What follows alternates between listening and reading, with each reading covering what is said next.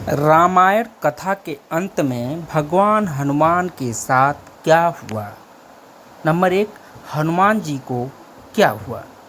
रामायण प्राचीन हिंदू महाकाव्यों में सबसे अधिक देखे जाने वाले महाकाव्यों में से एक है, जो भगवान राम, उनकी पत्नी सीता और उनके भगवान हनुमान के जीवन और रोमांच का वर्णन करता है।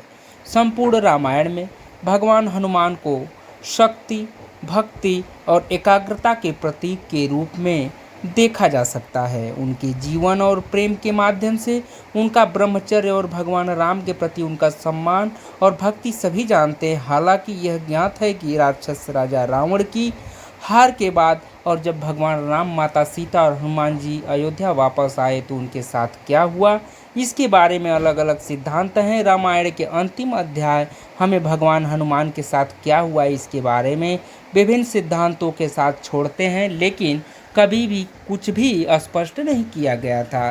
तो यहाँ हम प्राचीन ग्रंथों और मान्यताओं के अनुसार 4 सबसे प्रसिद्ध सिद्धांतों की सूची बनाते हैं कि रामायण कथा के अंत में भगवान हनुमान के साथ क्या हुआ था। नंबर 2 है भगवान राम और अमरता। पहले सिद्धांत के अनुसार अयोध्या लौटने और भगवान राम के राज्याभिषेक के बाद भगवान राम वैकुंठ में अपने घर लौटने की तैयारी करते हैं, लेकिन वापस जाने से पहले वह भगवान हनुमान को अमरता का वरदान देते हैं ताकि यह सुनिश्चित हो सके कि भगवान राम भौतिक रूप से मौजूद नहीं होने पर भी राम राज्य कायम रहे। ऐसा कहा जाता है कि भगवान राम चाहते थे कि उनके भक्त भगवान हनुमान इस क्षेत्र में रहें ताकि यह सुनिश्चित हो सके कि कोई भी बुराई उनके भक्तों, अनुयायियों और धर्म और धार्मिकता के मार्ग पर चलने वाले लोगों को छू न सके। भगवान हनुमान की अमरता सुनिश्चित करके भगवान राम ने यह सुनिश्चित किया कि अच्छी ताकतें हमेशा बुराई पर जीत हासिल करें। नंबर 3 है हनुमान जी की भीम से मुठभेड़।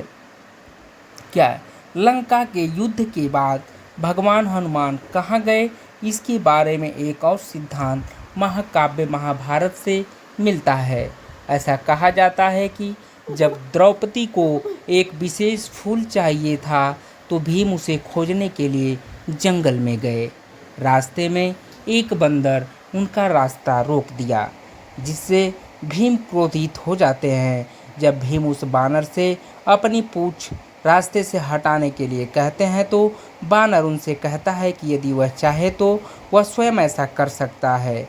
भीम को अपनी शक्ति और ताकत पर घमंड था। वह तुरंत तैयार हो गए, लेकिन पूंछ नहीं उठा सके।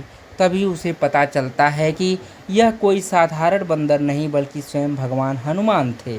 अपने एक ब्लॉग में सद्गुरु ने महाभारत में हनुमान जी के साथ मुठभेड़ के बारे में साझा किया।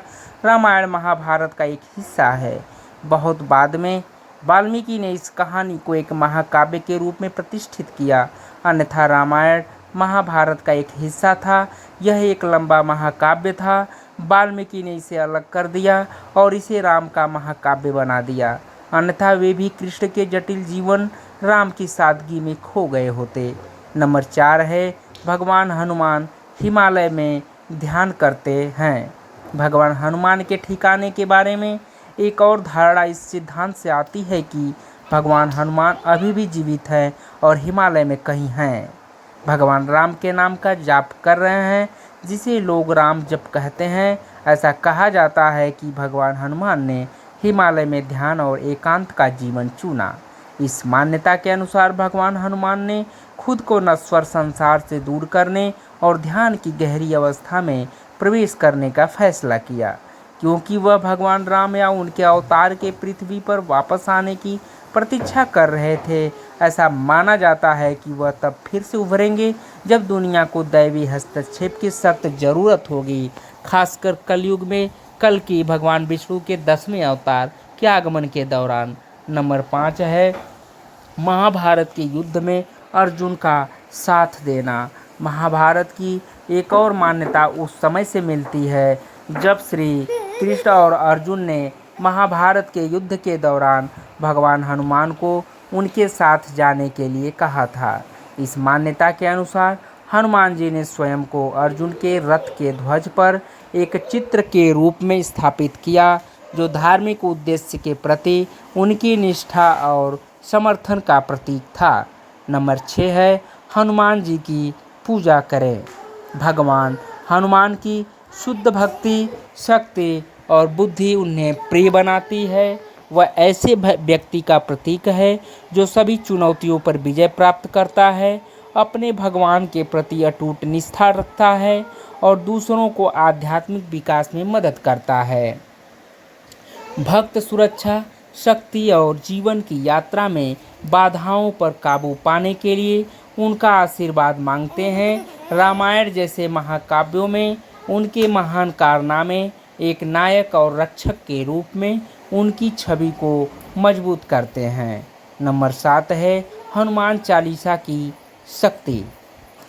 हनुमान चालीसा की शक्ति माना जाता है कि हनुमान चालीसा का जाप आध्यात्मिक महत्व रखता है और यह भक्तों को महान शक्ति प्रदान कर सकता है।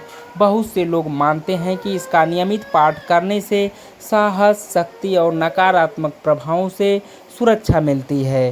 हनुमान चालीसा के छंद हनुमान जी के गुणों को दर्शाते हैं, साधकों के बीच आस्था और भक्ति को प्रेरित करते हैं। कई लोगों को इस अभ्यास के माध्यम से सांत्वना और आंतरिक शांति मिलती है। साथ ही यह भी कहा जाता है क्योंकि हनुमान जी को अमरता का वरदान प्राप्त था, इसलिए वह एक ऐसे देवता है जो पृथ्वी के सबसे करीब है। इस प्रकार जब आप हनुमान जी का आशीर्वाद मांगते हैं या उनकी सुरक्षा चाहते हैं तो वे अपने भक्तों को बहुत तेज़ी से जवाब देते हैं। ये रहा हनुमान जी की कहानी। दोस्तों, कहानी पसंद आई हो कृपया चैनल को सब्सक्राइब करें, लाइक करें एंड शेयर करें। बहुत बहुत धन्यवाद दोस्तों, बहुत बहुत धन्यवाद। थैंक यू सो मच दोस्तों।